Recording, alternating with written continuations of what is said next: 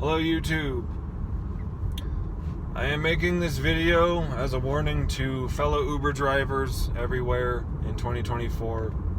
I want to call this video why I no longer will drive for Uber in 2024. Why I'm no longer driving for Uber in 2024. I think a lot of people sign up to be an Uber driver because there is a fallacy of doing your own hours. The company likes to market this as a chance to sort of run your own business, quote unquote. Drive your own hours, make your own pay, do it on your own time. And that might seem that way, but in reality, Uber doesn't treat its drivers good at all. So, driving for Uber, you are a contract employee, right? When you sign Uber's contract, you are not entitled to a minimum wage. You're not entitled to benefits of any kind, and their insurance policy may protect you in an accident or may not.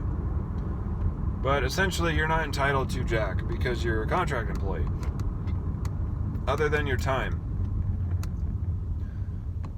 My biggest problem with Uber since starting is because of the community guidelines that I agreed to while signing this contract are extremely convoluted, vague, and subjective. Uber's community guidelines are written in such a way that anything you say, do, talk about, any action you take that can be considered violent, racist, homophobic, sexist, what have you, can be used against you. And then Uber allows a rider to essentially take control every time, and they will side with the rider every time. So because I have only been driving Uber 160-ish rides so far, I will give you a breakdown of my rating. I have 85 5-star ratings. I have 1 4-star, 1 3-star, and 1 1-star rating. That amounts to 4.92 out of 5 stars. I had a passenger the other week get in my vehicle after a party. I accepted an Uber X to this party. I picked up a gentleman and his friend.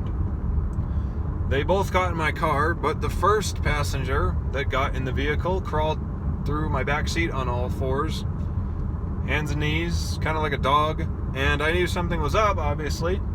I figured, you know what, maybe he'll be okay. Was I wrong? We made it about a half a block, and the rider proceeded to try to throw up in my vehicle. I don't want puke in my car. This is my private property, and I have the right to refuse service for my safety, his safety, my other passenger's safety in the vehicle because there was 2 passengers, and the safety of my car for the next guy. So here, basically what happened is I pulled over about a half a block away from the house party, and my rider proceeded to start to puke in my car. I decided that it would be best if I removed him from my vehicle because he could not find the door, nor open the door, or walk on his own. I opened the door. I lifted my passenger up by the shirt at the shoulders.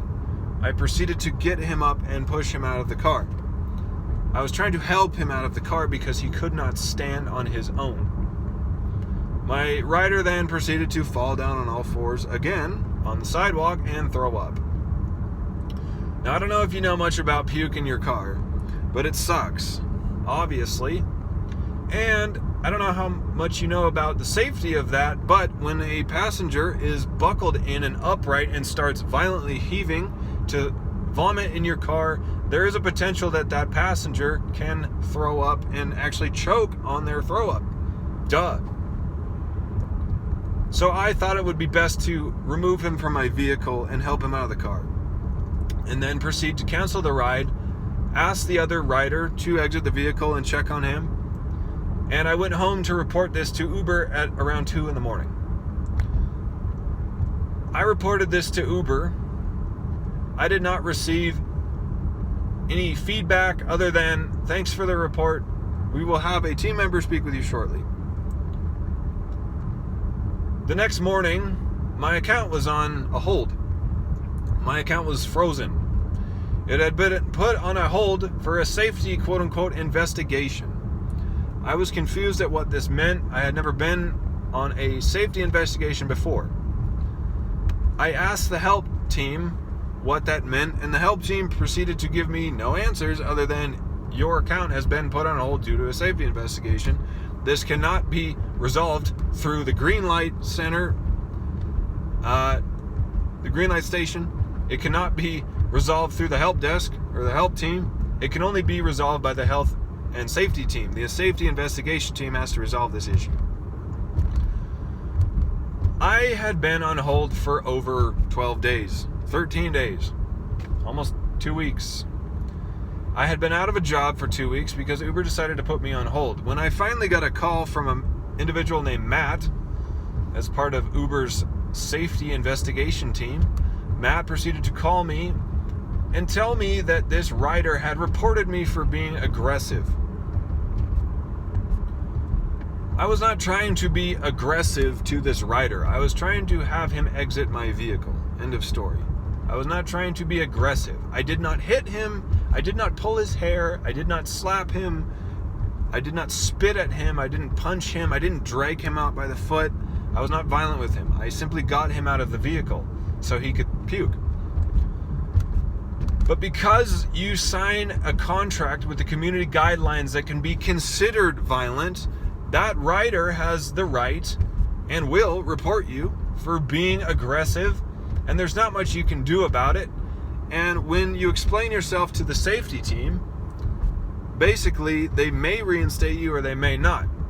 They won't reimburse you for being on hold for almost 2 weeks, so you're out of a job for 2 weeks. During this time, I had contacted Uber's help center numerous times to get an update. I did not receive an update from anyone. It took them roughly 2 weeks for this to even come across a safety team member's desk. It took damn near 2 weeks for Matt to reach out to me at all. They eventually reinstated me and this rider were not allowed to contact anymore, which is totally fine with me. However, there's a strike on my account. A few days later, roughly 5 days later, I had another rider who had been in a serious car accident. I was bringing her to her mental rehabilitation center twice. This individual had a bad head injury. I felt bad, and I wanted to console her, and I brought up maybe some personal information in my own life that I shouldn't have. But I brought up this information because I wanted to make her feel better. And for those of you that don't know, I was involved in 2 rollovers in college with some other individuals driving. And there was road rage involved in another job I had where an individual tried to attack me on the highway, pull in front of me illegally, brake check me, and try to crash me into the median. I told her this in an effort to console her because I simply know what the accidents are like. I have been there. I said, you need to count your blessings to this individual. I know what that's like. I know what road rage is like. I'm sorry. I'm sure you'll make a full recovery. And I know what you're going through. Trust me. I have been in multiple accidents before. It sucks. It's not fun. I hope you make a full recovery. My intention was to console her and let her know that she's not alone in this scary event. Next thing you know, the morning, I tried to go online and I could not go online. My account had been placed on another safety hold. Turns out this customer had reported me for being in an accident. and being violent.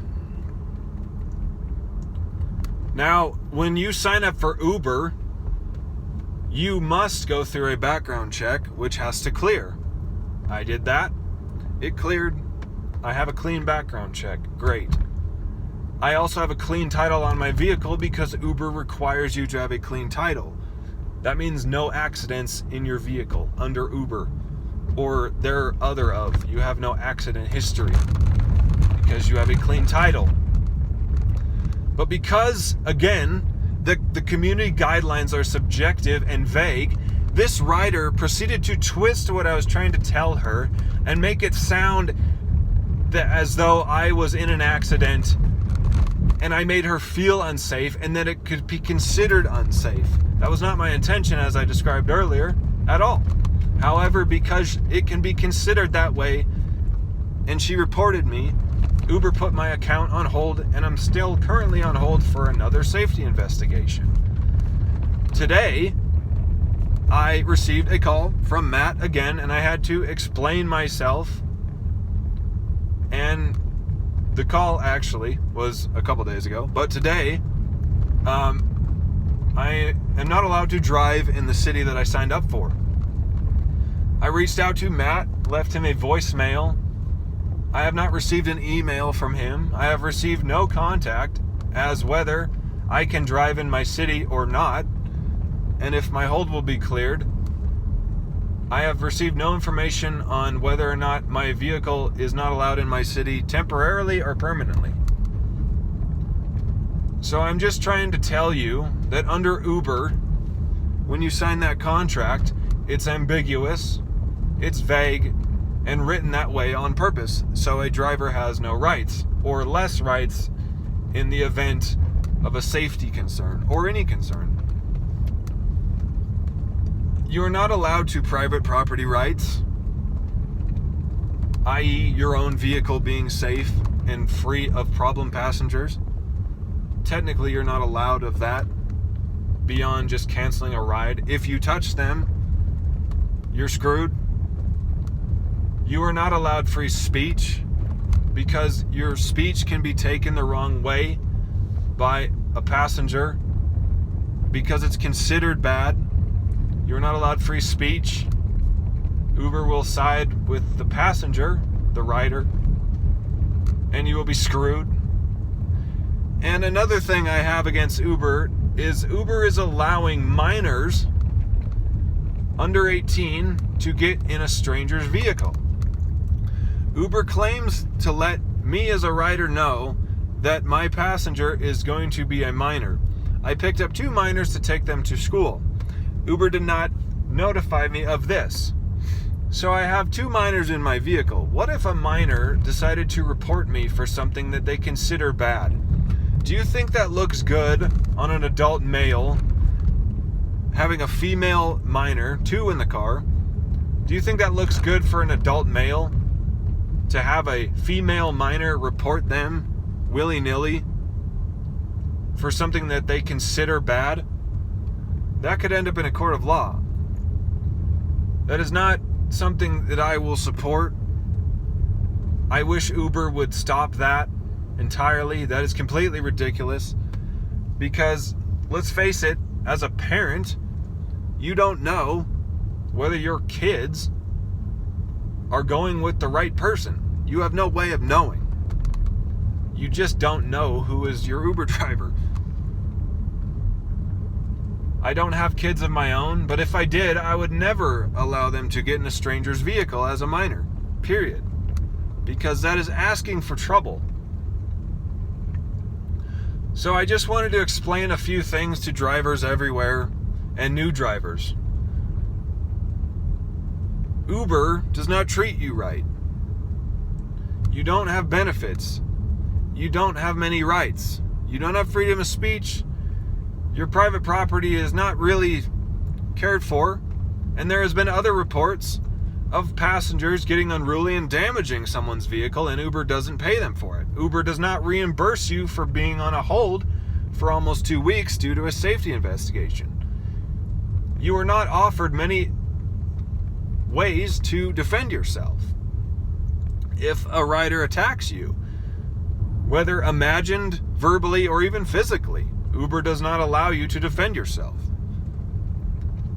These gripes have caused me to want to quit Uber, and I will. I will not support Uber any longer as a driver or as a rider. I used to buy Ubers. I will not buy Ubers anymore. And as an Uber driver, I have been not treated right, and I am not allowed to do my job in my town now for an unforeseeable amount of time. And I just wish that these issues were handled differently. If you like this video, please share it. No need to subscribe. Just get the word out there and comment below if you've had a bad experience with Uber as a driver.